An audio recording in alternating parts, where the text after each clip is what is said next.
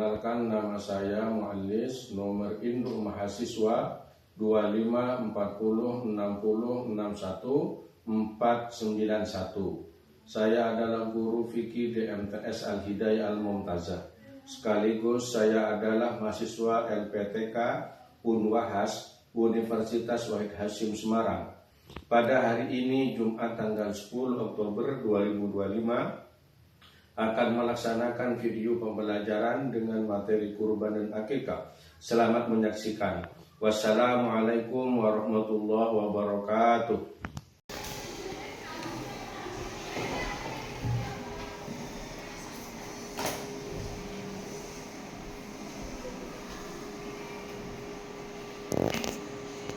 Assalamualaikum warahmatullahi wabarakatuh.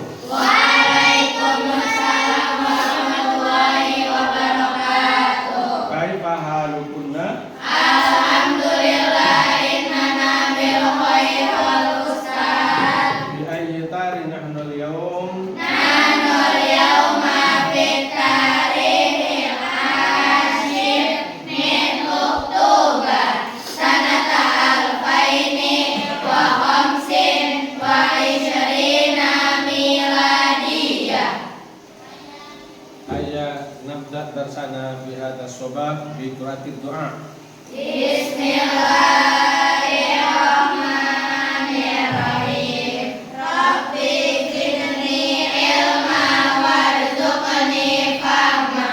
Rabbi shrah sadri wa yassir li amri wahlul 'uqdatam min lisani yafqahu qawli. Sebelum kita melanjutkan pelajaran kita pada pagi hari ini, terlebih dahulu saya akan mengabsen yang tidak hadir siapa saja pada hari ini tidak hadir.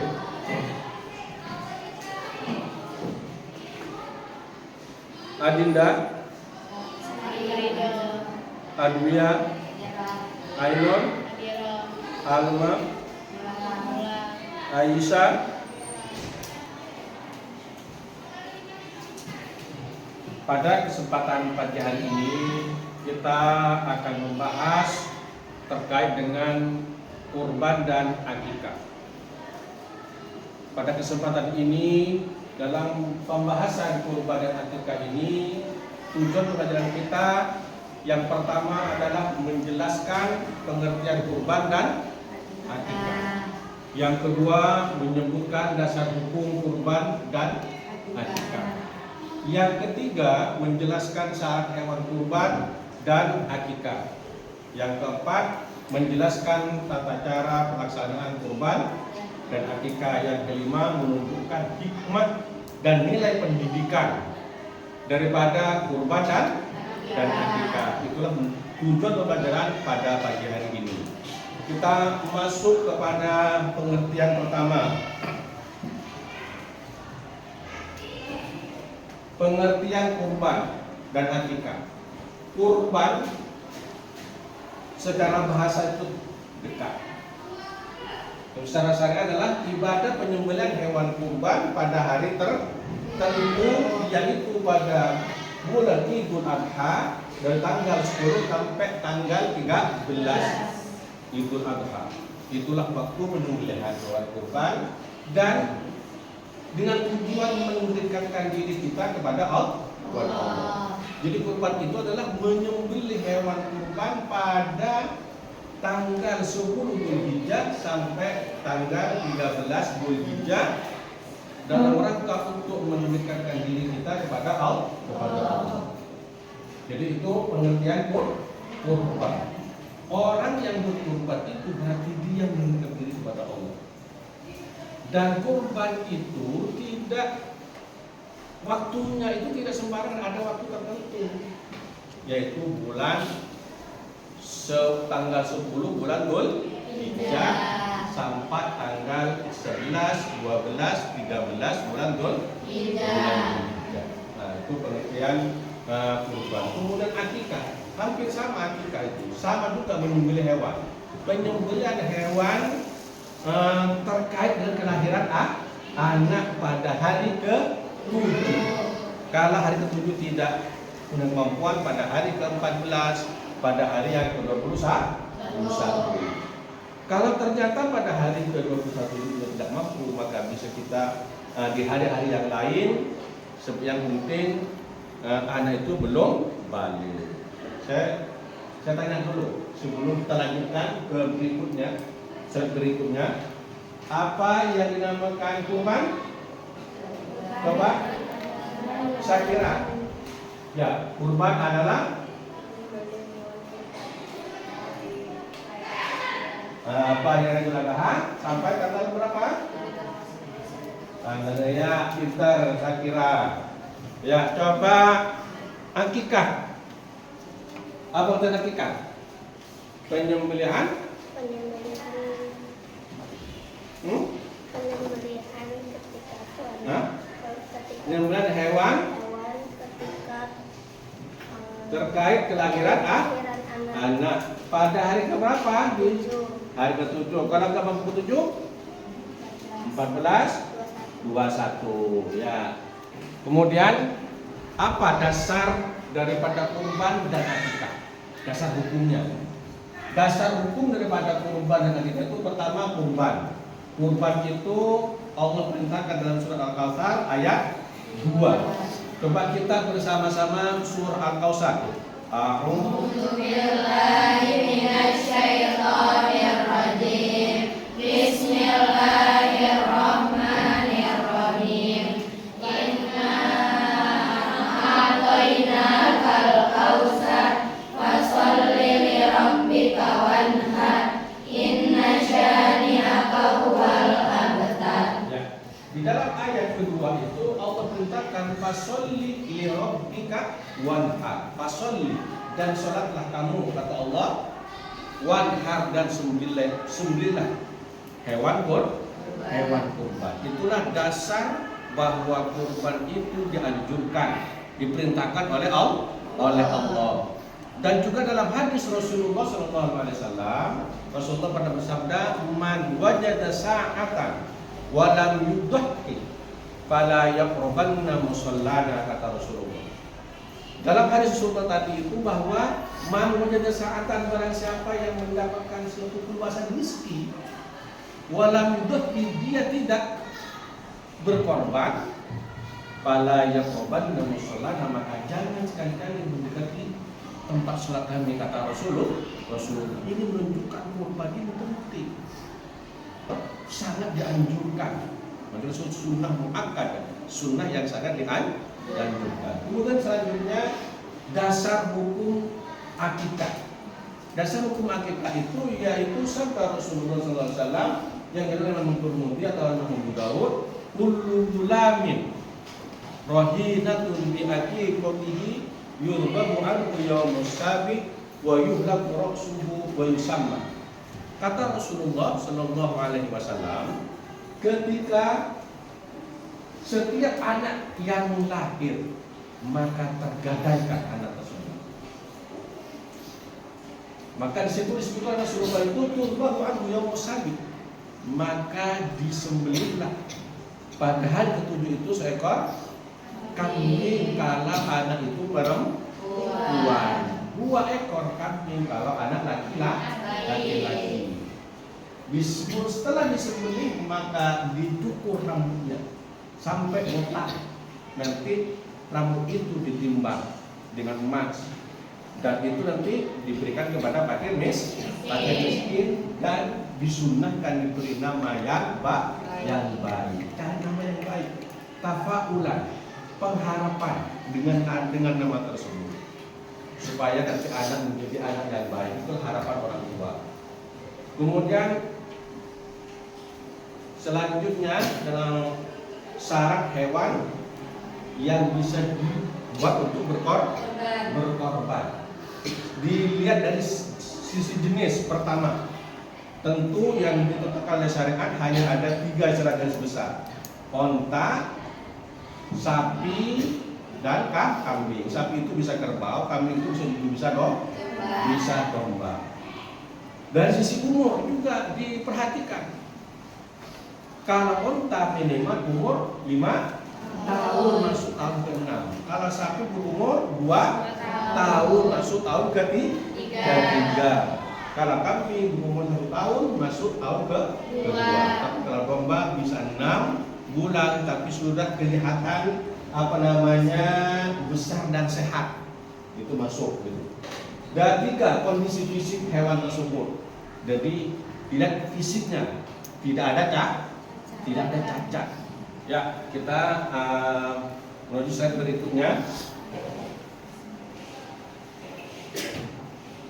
Syarat hewan akikah sama. Jadi akikah itu hewan itu juga tidak sembarangan disembelih ya, tidak sembelih kambing. Sama syaratnya dengan kurban.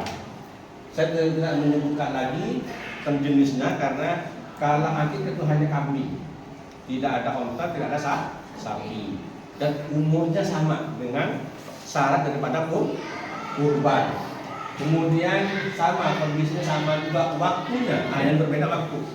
Kalau akikah itu waktunya ketika dari kelahiran atau hari 14 atau 21.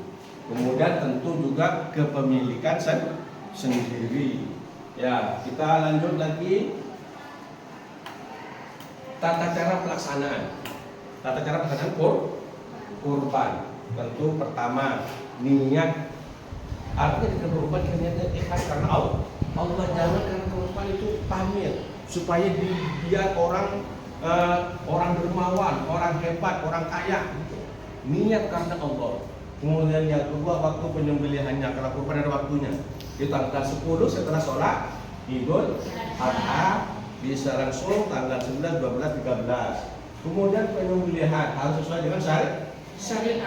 Penyembelihan tidak sembarangan disembelih, yang penting mati. Harus sesuai dengan syariat. Dan dari situ ada tata caranya, baca basmalah, baca takbir, dan menyembelih dengan memutuskan saluran nafas itu hulkum dan mari.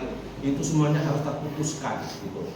Kemudian yang keempat, pembagian kurban yang terpenting itu. Pembagian daging kurban itu sunnahnya itu dibagi mentah, beda dengan akikah. Dan disunahkan itu dibagikan dengan mentah dan diperuntukkan kepada fakir miskin, kerabat, tetangga, kawan, dan untuk diri sendiri. Yang berkorban pun boleh makan, apalagi orang lain. Yang korbannya boleh. Gitu. Ya, itu kemudian selanjutnya akikah, tata cara akikah sama juga harus niat karena Allah harus ikhlas, bukan karena yang lainnya. Kemudian waktu pelaksanaannya itu kalau akikah pada hari ke-7, 14, 21 dan seterusnya tidak mampu.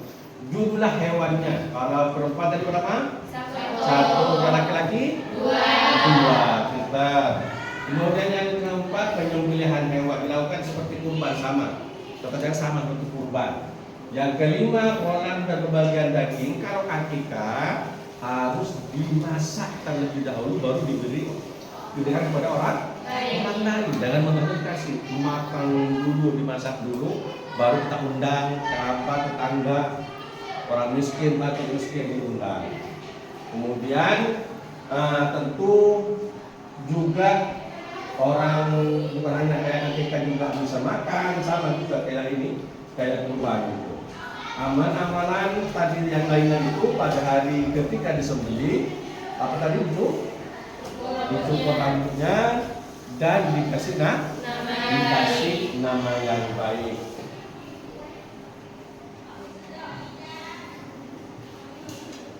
Sekarang hikmah dan nilai pendidikan berkurban. Coba sebelum kita lanjutkan, kita coba semuanya tepuk semangat.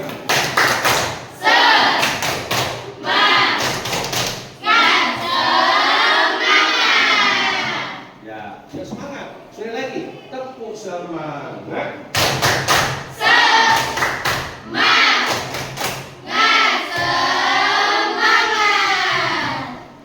Ya, kita lanjutkan pembahasan kita sekarang, hikmah dan nilai pendidikan berkurban. Apa hikmahnya? Tentu pertama nilai ketaatan kepada Allah. Itu menunjukkan bahwa orang itu langsung taat kepada Allah. Yang kedua nilai pengorbanan. Banyak orang mampu tapi tidak berkorban, tidak ada pengorbanan. Padahal Allah sudah kasih rezeki. Pengorbanannya luar biasa. Walaupun ketika masuk bulan kurban, kita kan mikir mau beli kambing, mau beli sapi. Hanya kita beli dua-duanya. Karena saya. Kemudian yang ketiga kebersihan sosial. Di dalam kurban itu kan berarti ada orang lain yang bisa menikmati, terutama fakir miskin. Itulah kebersihan sosial kita. Nilai yang didapat. Kemudian tentu nilai yang didapat atau hikmah daripada berkorban itu bersyukur atas nikmat Allah. Kita sudah diberi diberi apa? Diberi rezeki oleh Allah. Maka kita harus berkorban. Itu tanda syukur kita kepada Allah. Tanda syukur kepada Allah. Kemudian yang terakhir tentu pendidikan spiritual kita kepada Allah. Itulah yang terpenting.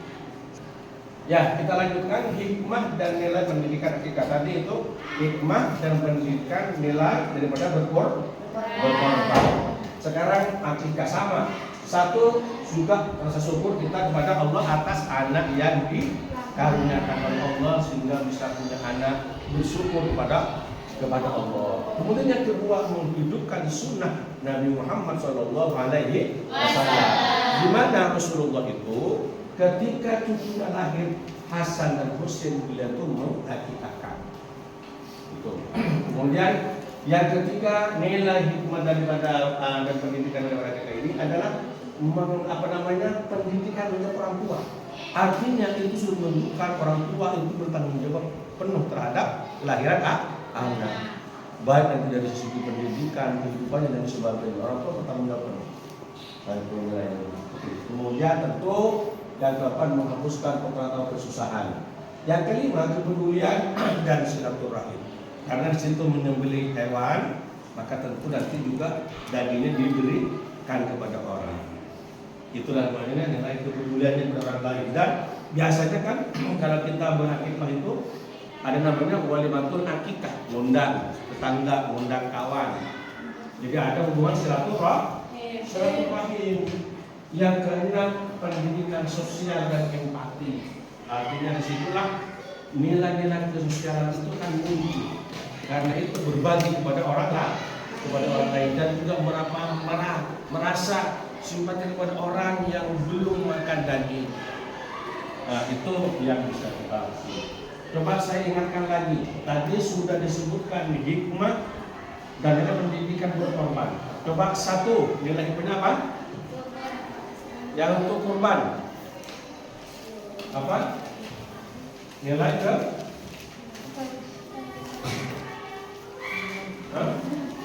Hikmah. Apa? Ya. Yang kedua? Merupakan bukti rasa syukur kepada Allah atas rezeki yang telah dilimpahkannya. Ya. Terus? Meningkatkan rasa setia kawan dan persaudaraan sesama manusia. Ya. Membina keikhlasan dan beramal. Ya. Nah, itulah hikmah. Kemudian kalau hikmah daripada akikah, Syukur atas karunia anak, menghidupkan sunnah Nabi, pendidikan tanggung jawab orang tua, menghapuskan kotoran atau kesalahan, kepedulian dan silaturahmi, pendidikan sosial dan empati. ya, tentu sudah kesimpulan ya. Kurban dan akikah secara garis besar itu hampir sama-sama memiliki hikmah spiritual, mendekat diri kepada Allah dan ketaatan seseorang kepada Allah. Kemudian di samping itu juga rasa syukur kita kepada Allah. Kurban juga itu menunjukkan rasa syukur, akikah juga menunjukkan rasa syukur. Sekaligus juga ada nilai sosial, sama-sama berbagi kepada orang lain. Kurban juga berbagi, akikah juga berbagi. Dan ada kepedulian dan kebersamaan di tengah-tengah di tengah-tengah masyarakat. Dan itu juga bertanggung jawab terhadap anak yang sudah dikaruniai oleh Allah, dan itu punya rasa syukur kepada Allah. Itu kesimpulannya. Sebelum kita akhiri pembelajaran pagi hari ini, saya akan memberikan tugas kepada kalian. Ada dibagi 3 kelompok, kelompok A, kelompok B, kelompok C. Nanti kelompok A membuat tabel perbedaan antara kurban dan akikah. Kelompok B membuat sejarah pendek, sejarah singkat terkait dengan kurban. Yang kelompok C membuat sejarah singkat tentang akikah. Saya berikan dulu tugasnya. Saya akan memberikan lembar tugas kelompok untuk didiskusikan bersama-sama dengan temannya. Nanti setelah didiskusikan sudah ditulis, nanti maju ke depan untuk mempresentasikan di depan teman-temannya. Saya berikan pertama kelompok A, kelompok B, kelompok C. Ya, silakan didiskusikan bersama-sama. Nanti setelah selesai kita nanti bisa dipresentasikan di depan.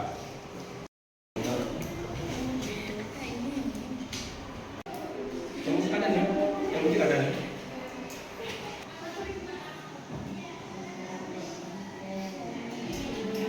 Kalau sudah selesai, perwakilan kelompok A silakan maju ke depan untuk mempresentasikan hasil diskusinya. Yuk, silakan ke depan.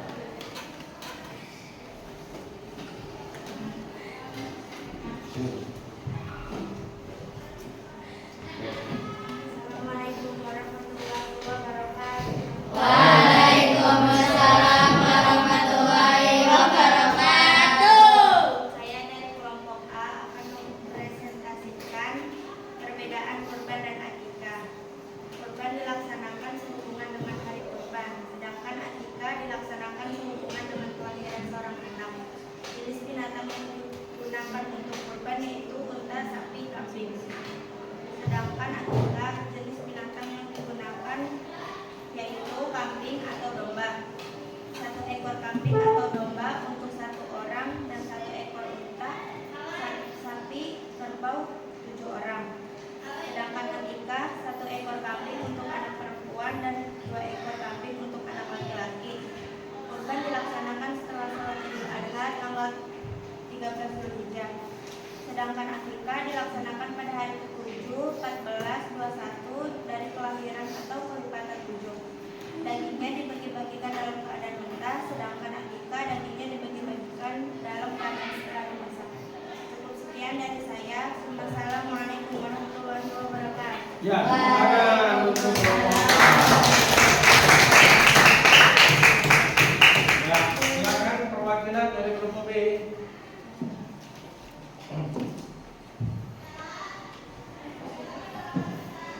Assalamualaikum warahmatullahi wabarakatuh. Waalaikumsalam warahmatullahi wabarakatuh. Saya dari kelompok B ingin mempresentasikan membuat sejarah singkat tentang kurban. Penyembelihan binatang kurban ini terkait erat dengan sejarah Nabi Ibrahim ketika mendapat perintah untuk menyembelih putranya yang sangat dia cintai, yaitu Ismail. Perintah itu diterimanya Luqman pada malam ke-8 bulan Zulhijjah. Menerima perintah itu, Nabi Ibrahim pun segera meminta pendapat Nabi Ismail. Ternyata Nabi Ismail menerima dengan lapang dada. Dengan keikhlasan putranya itu, maka pada hari ke-10 Zulhijjah tepat waktu duha, Nabi Ibrahim memenuhi perintah Allah ketika hendak menyembelih Ismail. Tiba-tiba Allah menggantinya dengan seekor domba, dan hari ke-10 akhirnya disebut sebagai hari nahar, yang artinya hari penyembelihan. Peristiwa tersebut dikisahkan dalam Al-Quran surat As-Saffat ayat 102 sampai 107. Cukup sekian dari saya. Wassalamualaikum warahmatullahi wabarakatuh. Ya, bismillahirrahmanirrahim. Tepuk tangan untuk kelompok B.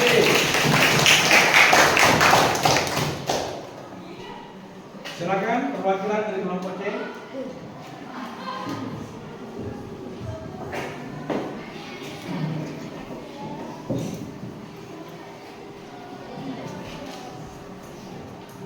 Assalamualaikum warahmatullahi wabarakatuh.